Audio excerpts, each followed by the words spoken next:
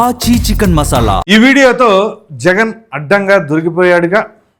ఇక విషయానికి వచ్చేసరికి అసలు ఈ టైటిల్ చూసే మీరు అనేక రకాలైన స్పెక్యులేషన్స్ రన్ అవుతూ ఉంటాయి. ఎందుకంటే ఏ వీడియో ఏ విషయం మీద, అది ఏ క్రైమ్కి సంబంధించింది, క్విడ్ ప్రోకోకు సంబంధించిందా, లేకపోతే ఏదైనా స్కామ్కి సంబంధించింది, లిక్కర్ స్కామా, ఇంకొకట, లేకపోతే ఇంకా ఏదైనా సరే ఒక మర్డర్కి సంబంధించింది, ఇలా అనేక రకాలైన అవకాశాలు ఉన్నాయి. కాబట్టి చాలామందికి చాలా వస్తాయి.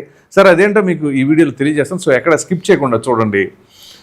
ఇక విషయానికి వచ్చేసరికి విశాఖపట్నం ఒక దురదృష్టకరమైన ఘటన. సరే అధికారంలో ఉన్నవాళ్ళు, ప్రతిపక్షంలో ఉన్నవాళ్ళు వాళ్ళ సమయానుకూలతను బట్టి ఆ యొక్క బాధితులను పరామర్శించడం అనేది వాళ్ళ యొక్క బాధ్యత. సో మాజీ ముఖ్యమంత్రి జగన్మోహన్ రెడ్డి గారు కూడా నిన్న అక్కడికి వెళ్ళారు, పరామర్శించారు. అక్కడి వరకు బాగుంది. కానీ రాజకీయ పరమైన అంశాలు ఎక్కడా ఎవరూ లేవనెత్తకూడదు, ఏ పార్టీ వారైనా. ఇక్కడ ప్రధానంగా విశాఖపట్నం అనగానే తనకు అమితమైన ప్రేమ ఉన్నట్లుగా చెబుతూ ఉంటారు. కానీ అక్కడ జరుగుతున్న ఘటనలను బట్టి అది నిజమైన ప్రేమ, లేకపోతే కపటమైన ప్రేమ, లేకపోతే ఇంకా ఏదైనా ఉందా ఏంటి అనేది కూడా ప్రజలు అర్థం చేసుకుంటారు. ఎందుకంటే చాలా సింపుల్ అండి. విశాఖపట్నంలో జగన్మోహన్ రెడ్డి గారు రిషికొండ నిర్మించారు. ఎందుకు నిర్మించారు? లేదా విశాఖను రాజధాని చేస్తానన్నారు, ఎందుకు చేశారు? ఆ రెండింటిలో చూస్తే మనకు అర్థమైపోద్ది. ఆ రిషికొండ అనేది అన్నెసరీ యాక్చువల్గా. ఎట్లాగంటే ఫర్ ఎగ్జాంపుల్ ఇంపల్సివ్ బయింగ్ అని ఈ టెర్మినాలజీ ఒకటి ఉంటుంది. ఎందుకంటే మనకు అవసరమై ఖర్చు పెట్టేది ఒకటి, అవసరం లేకపోయినా చేస్తారు చూసారు, దాన్ని ఇంపల్సివ్ బయింగ్ అంటారు. అది మీకు ఈ మనీ మేనేజ్మెంట్లో తెలుస్తుంది అన్నమాట. సో ఉదాహరణకి మనం ఎక్కడైనా మార్ట్కి వెళ్ళామనుకోండి, షాపింగ్ మాల్కి లేదా డీమార్ట్ లాంటి దానికో, రిలయన్స్ మార్ట్ దానికో వెళ్ళినప్పుడు అక్కడ మనం ఒక ఐటెం కొనాలి అని అనుకుంటాం. కానీ ఫ్యామిలీ ప్రెషర్ వల్ల కానీ, పిల్లల ప్రెషర్ వల్ల కానీ ఒక 2 వస్తువులు కొనాలనుకుంటే 6 వస్తువులు దాకా కొనాల్సి వస్తుంది. దాన్ని ఇంపల్సివ్ బయింగ్ అంటారు. అట్లాగే మనకున్న ఈ ఫైనాన్షియల్ సిచ్యువేషన్లో రిషికొండ నిర్మాణం అవసరమా? కానీ నిర్మించారు. ఎందుకు నిర్మించారు? ఇదంతా అలా పక్కన పెట్టండి. ఇక విశాఖ రాజధాని అన్నారు. ఎందుకు చేశారు ఏంటి అని అంటే కబ్జాలు కనపడతా ఉన్నాయి కదా ఇటీవలగా జరిగినాయి. సరే ఇవన్నీ ప్రక్కన పెట్టండి. ఆ విశాఖపట్నం స్టీల్ ప్లాంట్ బాధితులను పరామర్శించడానికి వచ్చినప్పుడు నా యొక్క చిత్తశుద్ధిని శంకిస్తారా, నేను ఎంత కమిటెడ్గా ఉంటాను అని అంటారు కదా.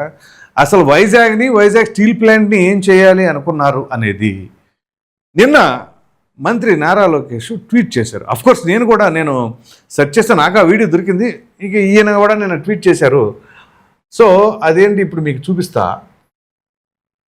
ఇదిగోండి నారా లోకేష్ ట్విట్టర్ అకౌంటు.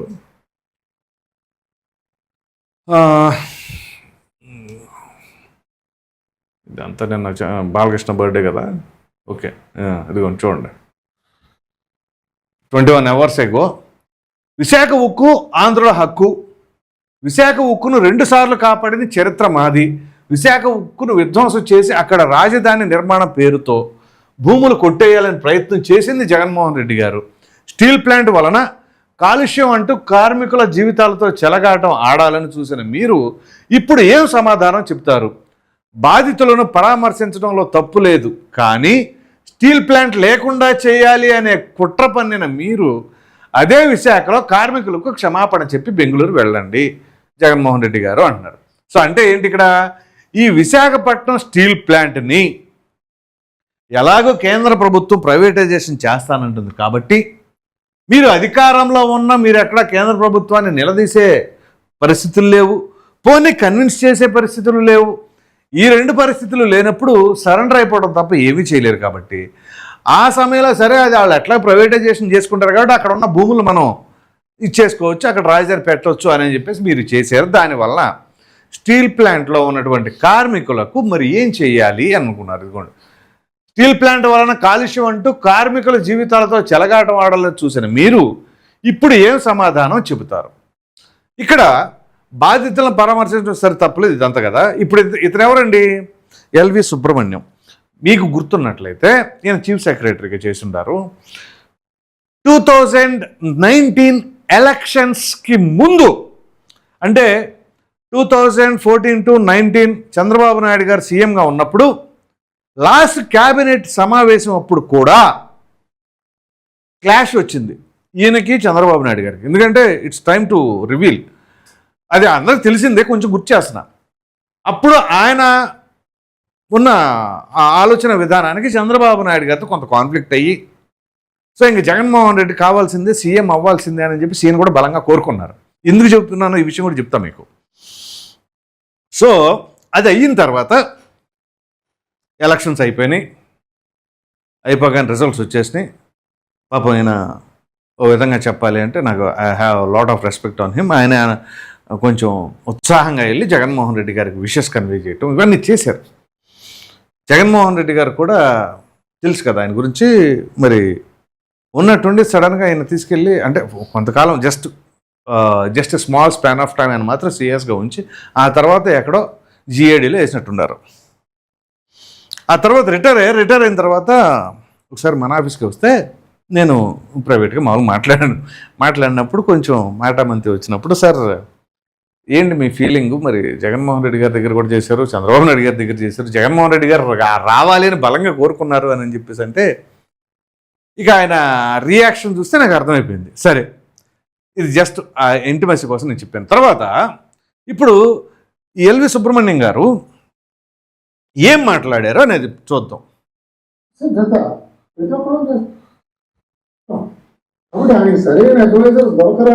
ఒక్క నిమిషం. 432 మంది అడ్వైజర్. నేను నిర్మోహమాటంగా ఆయన చెప్పేవాడండి. ఇంకా కొన్ని విషయాల్లో పరిపాలన గాడి తప్పుతున్నది అని నాకు అనుమానం వచ్చినప్పుడు ఇంకా లాభం లేదనే దృష్టితో చెప్పడానికి ప్రయత్నం చేసేవాడిని చాలా సందర్భాల్లో. అవన్నీ వాళ్ళ ఉటంకిస్తే బాగుండదేమో, మొహమాట పడుతున్నారు ఇప్పటికి చెప్పడానికి ఆయన పాపం. అధికారులు కూడా ఇందాక ఇక్బాల్ గారు చెప్పినట్టుగా వారి చుట్టూతా చేరిన వాళ్ళు కూడా ఎవరికి ధైర్యంగా చెప్పే ఒక అవకాశమే లేదు. ఇదిగోండి, ఏదైనా ప్రతిపాదన చేసినా ధైర్యంగా చెప్పే అవకాశం కూడా లేదట.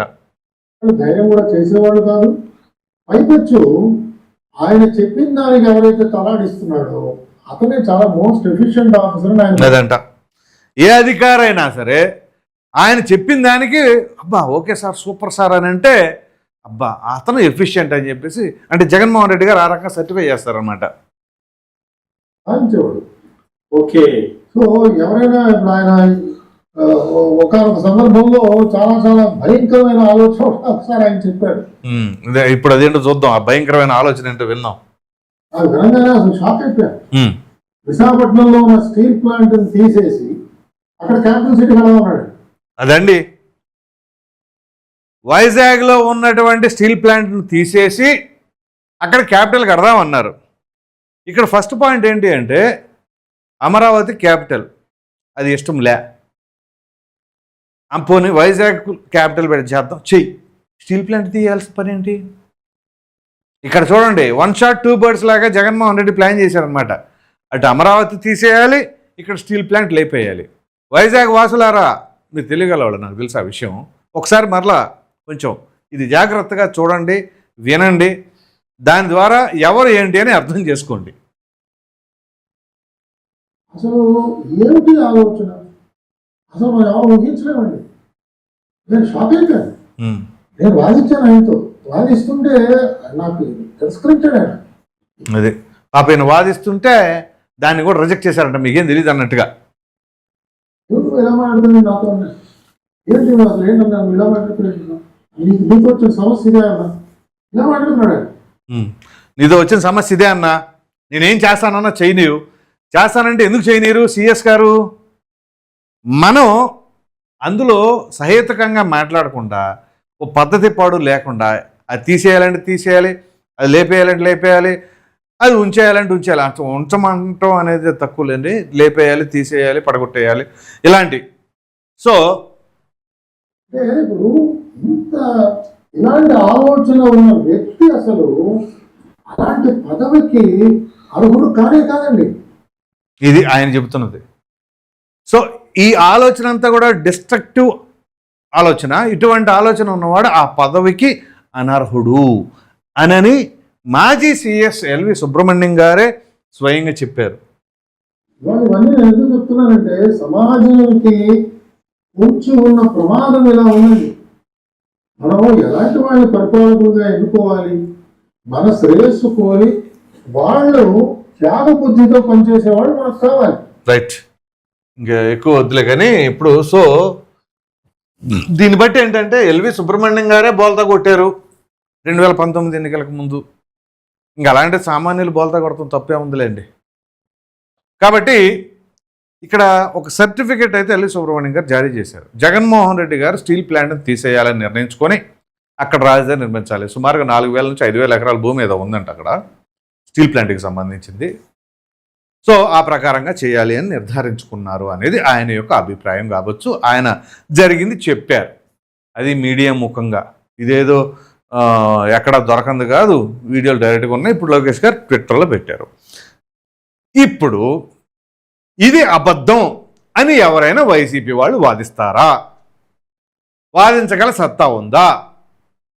ఉంటే ఈయన పైన డిఫమేషన్ కేసు వేయండి, ఎల్వి సుబ్రహ్మణ్యం గారి పైన. మీరు ముమ్మాటికి అబద్ధం చెప్పారు, ఏమీ జరగలేదు అది ఇది అని చెప్పేసి అనండి. అప్పుడు తాడో పేడో తేలిపోద్ది. ఎవరు నిజం చెబుతున్నారు, ఎవరు నాటకాలు ఆడుతున్నారు, ఎవరు ప్రజల్ని మోసం చేయాలనుకుంటున్నారు, ఎవరు స్టీల్ ప్లాంట్ని నాశనం చేయాలన్న ఆలోచనతో ఉన్నారు అని చెప్పేసి అనొచ్చు. ఒకవేళ నిజంగానే జగన్మోహన్ రెడ్డి గారు అలా అనలేదు అనుకోండి, ఎల్వి సుబ్రహ్మణ్యం గారికి దెబ్బడి డిఫమేషన్ కేసు ఇస్తే ఎలా చెప్తారండి? సో ఆ క్లారిటీ అయితే ఉంటుంది. మరి ఇప్పుడు ఇంత క్లియర్ కట్గా బయటపడిన తర్వాత కూడా ఇంకా ప్రజల్ని ఒట్టారిద్దాం, మేమే బాగా చేస్తాం, మీరేం చేస్తున్నారు, మేమే బ్రహ్మాండంగా చేసాం అని చెప్పేసి ఇంకా ఘంటాపథంగా చెబుతున్నారని నిజంగా వాళ్ళ వాదనలకు హ్యాట్స్ ఆఫ్ చెప్పొచ్చు, వాళ్ళ ధైర్యానికి మెచ్చుకోవచ్చు. ఎందుకంటే ఒక పక్కన వాళ్ళ నాయకుడే అడ్డంగా దొరికిపోయాడు అని చెప్పేసి డైరెక్ట్గా చెబుతున్నా కానీ ఆ మిగతా టీం మెంబర్స్ మాత్రం లేదు లేదు మా నాయకుడు ఏం చెప్తే అదే రైట్ అనే ఉద్దేశంతో ఉన్నారు. కాబట్టి ఆ ప్రకారంగా ఇప్పుడు ప్రజల ముందు పబ్లిక్ ప్లాట్ఫామ్లో ట్విట్టర్ వేదికగా నారా లోకేష్ గారు తెలియజేశారు. ఇప్పుడు దీనిని చూసిన తర్వాత వైజాగ్ వాసులకు సంబంధించి ఒక సపరేట్ వీడియో చేస్తాను మళ్ళా, వాళ్ళు ఎంత తెలియగాళ్ళు వెళ్ళంటే అనేది. సో దీన్ని బట్టి ఆంధ్రప్రదేశ్ రాష్ట్రం అంతా కూడా ప్రజలు అర్థం చేసుకుంటారు. విశాఖ ఉక్కు ఆంధ్రుల హక్కు అనే నినాదాన్ని ఎవరి హక్కు అది, అట్లాంటి హక్కులు గిక్కులు ఏమి ఉండవు అని చెప్పేసి మరి ఆ స్టీల్ ప్లాంట్నే కాలరాయాలని అనుకోవటం, మరి అది ఎల్వి సుబ్రహ్మణ్యం గారు వెలుగులోకి తీసుకురావడం, దీనిపైన మీ అభిప్రాయం ఏంటి అనేది కామెంట్ సెక్షన్లో తప్పకుండా తెలియజేయండి. Thank you.